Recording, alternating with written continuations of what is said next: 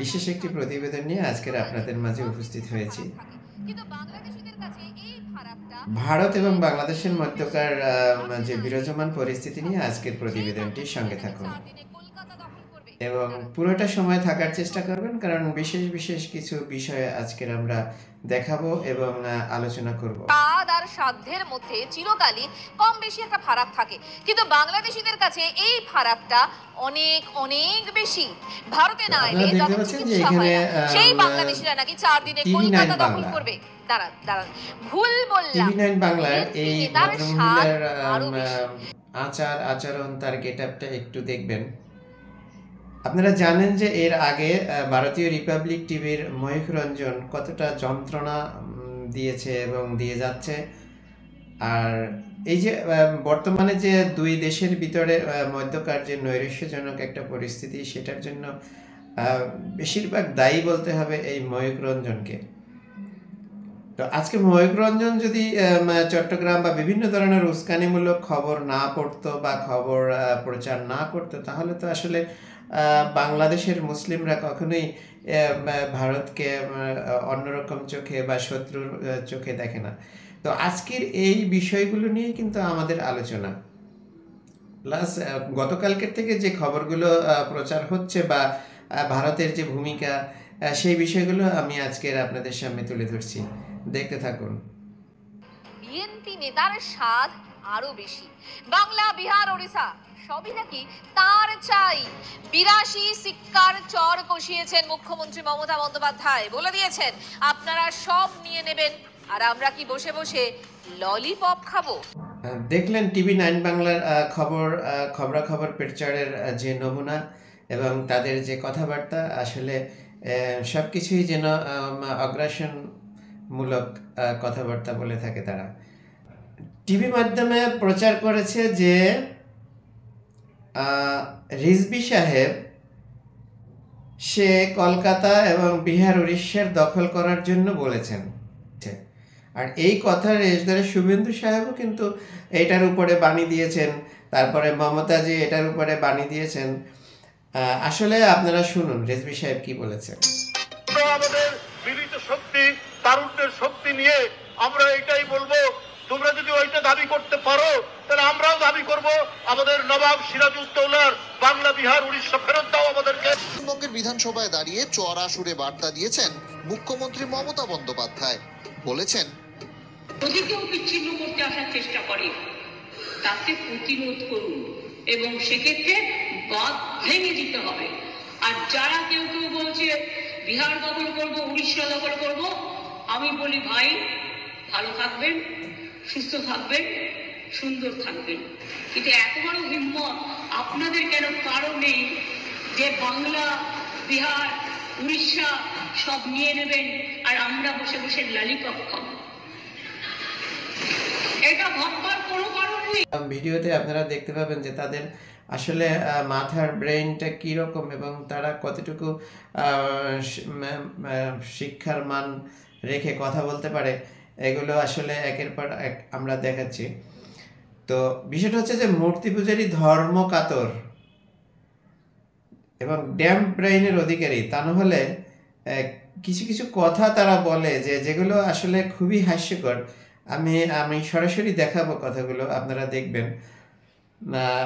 দেখেন এই যে ভারতেন্দু সাহেব, ওনার কথার স্টাইল এবং কথাগুলো একটু শুনেন। আর আমার কাছে খবর আছে ঢাকা থেকে 3 লক্ষ হাতে টানা রিক্সা রওনা দিয়েছে কলকাতা দখল করা। রাফেল রাখা আছে হাসিমারায়, শুধু আওয়াজ দিলে না ওখান থেকে। আমি কালকেও বলেছি, আবারও বলছি, প্যান্টে বাথরুম হবে। ভারত শত্রু দেশ, এরা মানবতার শত্রু। এই কথাগুলো যে আপনারা শুনলেন বা শুনতেছেন, এগুলোর ভিতরে আসলে মনে হয় কতটুকু সে আসলে শিক্ষার মান রেখে কথা বলছে বা আদৌ সে কতটুকু শিক্ষিত, এগুলো আসলে আমাদের ভাবতে হবে। একটা অত্যন্ত হালকা প্রকৃতির কথাবার্তা সে আসলে সবসময় আমরা এ পর্যন্ত দেখেছি। সে বিভিন্ন ধরনের মানে কি বলে এটাকে, সিলি কথাবার্তা বলে, যেগুলো আসলে বাচ্চারাও বলে না। আমরা কিন্তু আসলে এই যে মমতাজিকে কিন্তু আমরা সবাই মনে করতাম একজন মাটির মানুষ এবং অত্যন্ত ভালো মনের মানুষ, এবং সে জনসাধারণের জন্য অনেক কিছু করার চেষ্টা করে। মমতাজি ভুলে যাবেন না যে কিছুদিন আগেও আপনার সাথে কি আপনাদের সাথে আপনাদের বিজেপির মধ্যমান যে বিরাজমান যে দ্বন্দ্ব চলতেছিল বা কিছু দ্বন্দ্ব হয়েছে, সেগুলো আসলে ভুলে যাবেন না। আপনি আজকে না শুনে ঝাঁপিয়ে পড়লেন। আপনি নিজেই শুনলেন যে রিজভী সাহেব বলেছেন যে আপনারা যদি ওটা চাইতে পারেন, দ্যাট মিন চট্টগ্রাম চাইতে পারেন, তাহলে বাংলা বিহার উড়িষ্যার চাইতে তো আর আমাদের কোনো দোষ নেই।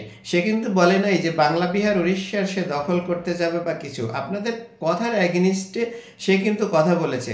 আসলে বিষয়টা হচ্ছে এখানে কেউই কিন্তু কথাগুলোকে সুন্দরভাবে খেয়াল করে শুনবে না বা যাচাই করবে না যে আসলে কথার মূল সারমর্মটা কি, সেটা কখনোই কেউ শুনে না।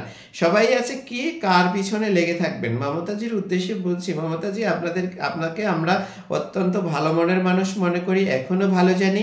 আসলে আপনার বিধানসভায় যে আপনি চিৎকার দিয়ে বলেছেন, এই কথাগুলো নিতান্তই না বুঝে বলেছেন। কারণ হচ্ছে আমাদের রেজভী সাহেব তো এ কথা বলেনি যে দখল করবে। সে বলেছে যে আপনারা যদি চট্টগ্রাম চাইতে পারেন তাহলে তাতে আমাদের বাংলা বিহার উড়িষ্যার যে অংশগুলো আমাদের সাথে ছিল সেগুলো চাইতে আমাদের দোষ কোথায়। কথা কিন্তু কথার প্রেক্ষিতে সে কথা বলেছে, কিন্তু আপনারা কিন্তু কথার প্রেক্ষিতে কথা অনেক দূরে চলে গেছেন, যেটা আসলে এই যুক্তিতর্কে যায় না। আমি বলবো যে ভারত বাংলাদেশ সবারই সংযত হওয়া উচিত। সংযতভাবে কথা বললে আশা করছি আমাদের ভিতরে একটা খুব শীঘ্র একটা হয়তো সমঝোতা চলে আসবে। এরপরে আমরা চলে যাচ্ছি শুভেন্দুর আরো কিছু কথাবার্তা। রাফেল রাখা আছে হাসি মারায়, শুধু আওয়াজ দিলে না ওখান থেকে। আমি কালকেও বলেছি, আবারও বলছি, প্যান্টে বাথরুম হবে। যার ভারত শত্রু দেশ, এরা মানবতার শত্রু। তো দেখুন শুভেন্দুদা, আসলে আমাদের যে 300 রিক্সা চালক ওখানে রওনা দিয়েছে, এটা আপনি কোথায় দেখলেন? আমরা তো আসলে দেখিনি যে 300 রিক্সা চালক ওখানে রওনা দিয়েছে। আর উনিই বলতেছে যে বাংলাদেশ যদি হুঙ্কার দেয় ওনারা প্যান্ট মেরে ফেলবে। আসলে এই কথাগুলো আসলে মানে ছেলে মানুষই কথাবার্তা ছাড়া আর কিছুই না। তার মানে বোঝা যাচ্ছে যে আসলে ওনাদের কিছুটা হলেও ভয়ভীতি কাজ করছে। TV9 বাংলা যে মানে কথা বলেছেন লাইভ স্ট্রিমে, যে বিষয়টা হচ্ছে যে সেই ভদ্রলোকে কিন্তু বলেছে যে আসলে তারাও কিন্তু শঙ্কাজনক যে যুদ্ধ লাগলে যে কি মানে কারা জিতবে কারা হারবে বা কতটুকু বাংলাদেশ সহযোগিতা পাবে কারা কারা, সব কিছুই কিন্তু ওনারা আগের থেকেই বিচার বিবেচনা করা শুরু করে দিয়েছেন। আপনারা বলেছেন, ভারতীয় দাদারা বলেছেন যে বাংলাদেশ যুদ্ধ মানে প্রস্তুতি নিচ্ছে, হ্যান করছে। আসলে আমরা তো এরকম কিছু দেখতে পাচ্ছি না, কিন্তু আপনারাই বলছেন যে আপনারা এটা রেডি করেছেন ওটা রেডি করেছেন। দ্যাট মিনস আপনারাই আগে বলতেছেন যে যুদ্ধ আপনারা প্রস্তুতি নিচ্ছেন। দেখেন আসলে আপনাদের মেধাকে আসলে কি বলে এটাকে, আপনাদের মেধাটাকে একটু ঝালাই করুন, কথা শুনে তারপরে কথা বলুন, সব কিছু নিউজ দেখে কথা বলুন। এই মিথ্যা কোনো ধরনের নিউজ দেখে আপনারা ঝাঁপিয়ে পড়বেন না, কারণ আপনাদের দেশের যে কিছু নিউজ চ্যানেল রয়েছে এরা আসলে এদেরকে যারা অ্যাপ্রুভাল দেয় এই নিউজ চ্যানেলগুলোকে, তারা হয়তো কি খেয়ে যে এই অ্যাপ্রুভালগুলো দেয় আমি আসলে খারাপ কোনো কথা বলতে পারবো না, কারণ এটা আমি একজন প্রফেশনাল লোক, আমি বলবো না। বিষয়টা হচ্ছে যে এই যে ভারতীয় রিপাবলিক টিভি এবং এই যে TV9 বাংলা আরও কিছু রয়েছে যে হুটহাট কিছু মিথ্যা প্রচারণা করে, এগুলোকে আপনারা প্রতিরোধ করুন। দেখেন আসলে আপনারা বাংলাদেশের সকল জনগণ দেখতে পাচ্ছেন বর্তমানে কিন্তু আসলে ভারতীয় যে অর্থনীতির অবস্থাটা খুবই নড়বড়ে। কারণ সেখানকার কিছুদিন আগে দেখেছেন যে কয়েকদিন আগে মাত্র দেখেছেন যে কৃষকদের যে ব্যাপক একটা আন্দোলন হয়েছে, সেখানে আমি পরবর্তী ভিডিওতে এগুলো দেখাতে চাই আপনাদেরকে যে ওখানে কৃষকদের ব্যাপক একটা আন্দোলন হয়েছে। কারণ ভারতীয়রা এতটাই খারাপ যে কৃষকদের কাছ থেকে অত্যন্ত কম মূল্যে দ্রব্য কিনে থাকেন এবং অনেক চড়া মূল্যে সেগুলো দেশের বাহিরে পাঠান, নিজেরা দেশের ভিতরে ব্যবহার করেন। এইটার জন্য কিন্তু আসলে কৃষকরা সেখানে ন্যায্য মূল্য পাচ্ছে না। এবং আপনারা সেই ভারতীয় দাদা শুভেন্দু সাহেবকে বলবো যে আপনারা কিন্তু কিছুদিন আগে দিল্লিতে 144 তারা জারি করেও কিন্তু সেই কৃষকদের আসলে আন্দোলনকে ঠেকাতে পারেননি। সুতরাং নিজেদেরকে আগে সামাল দিন। আমাদের দেশে যা কিছু হয়েছিল সেগুলো আমরা মোটামুটি সামলিয়ে নিয়েছি বা আমরা সামলিয়ে নিতে পারবো, কিন্তু অন্যদেরকে নিয়ে আসলে মাথা না গামিয়ে, অন্যদেরকে নিয়ে চর্চা না করে নিজেদেরকে নিয়ে চর্চা করুন। নিজেদের দেশের ঝামেলাগুলো আসলে সমাধান করুন। এবং আপনার আরেকটা বিষয় বলতে হয় যে ভারত সবচেয়ে যে বিষয়টা নিয়ে ভয় পাচ্ছে এই মুহূর্তে, যে ভারত কিন্তু কখনোই বাংলাদেশকে একটা দেশ হিসেবে মনে করতো না। আচার আচরণে সেটাই মনে হচ্ছে, তারা এটাকে বাজার হিসেবে মনে করতো, একটা মানে মার্কেট হিসেবে মনে করতো। এবং সেই দৃষ্টিকোণ থেকে, সেই পয়েন্ট অফ ভিউ থেকে কিন্তু ভারত একটু হলেও নড়েচড়ে বসেছে যে আসলে ভারতকে যদি বাংলাদেশ বয়কট করে তাদের বিশাল মানে 90% মার্কেট, 90% এক্সপোর্ট মার্কেট কিন্তু বন্ধ হয়ে যাবে নিমিষের ভিতরে। আপনারা জানেন যে শুধু চিকিৎসা খাতেই $5 বিলিয়ন ডলারের মতো ভারত ইনকাম করতো প্রতি বছর শুধু চিকিৎসা খাতে এই বাংলাদেশের কাছ থেকে। তো সেখানে টোটাল বাজারকে যদি আমরা অ্যানালাইসিস করি তাহলে সেটা কত বিলিয়ন ডলারে গিয়ে পৌঁছাতে পারে। একটু এই অডিয়েন্সের কাছে আমার একটু প্রশ্ন থাকলো, আপনারা কমেন্টের মাধ্যমে জানাবেন। আর এই ধরনের প্রতিবেদন দেখার জন্য আপনারা অবশ্যই সাবস্ক্রাইব করে পাশে থাকবেন। তো আমরা আজকের ক্রান্তিকালে এবং দুটো দেশেরই কিন্তু এখন বিরাজমান পরিস্থিতি অত্যন্ত খারাপ বলতে হবে।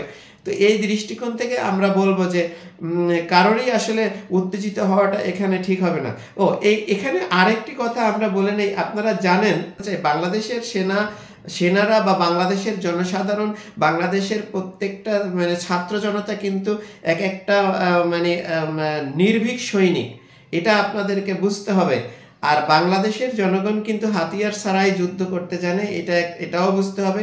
কিন্তু এখানে আমি বলছি যে আমরা কিন্তু আসলে বাংলাদেশের কেউই আসলে যুদ্ধ প্রস্তুতি নিচ্ছে না।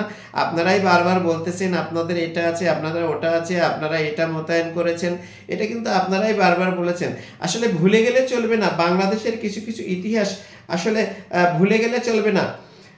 আপনারা জানেন যে কুড়িগ্রামের বড়ইবাড়ির যে মানে ঘটনাটা আজও মানুষের মনে আছে কিনা জানি না।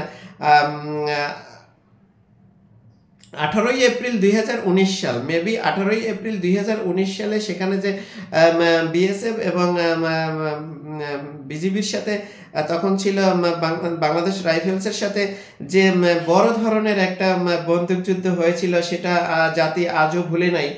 সেই বিষয়টা আপনাদেরকে একটু মনে করিয়ে দিব। সেখানে কিন্তু বাংলাদেশের মাত্র 2 জন মৃত্যুবরণ করেছিল এবং পরের দিন 14 জন ভারতীয় লাশ কিন্তু সেখানে খুঁজে পাওয়া গিয়েছিল। তো আমরা বলতে চাই আপনাদের উদ্দেশ্যে যে সেখানে কিন্তু আসলে সারা বাংলাদেশের রাইফেলস মোতায়েন করা হয়েছিল না, অনলি কুড়িগ্রামের বর্ডারে যারা ছিল তারাই কিন্তু সেই যুদ্ধের জন্য যথেষ্ট ছিল।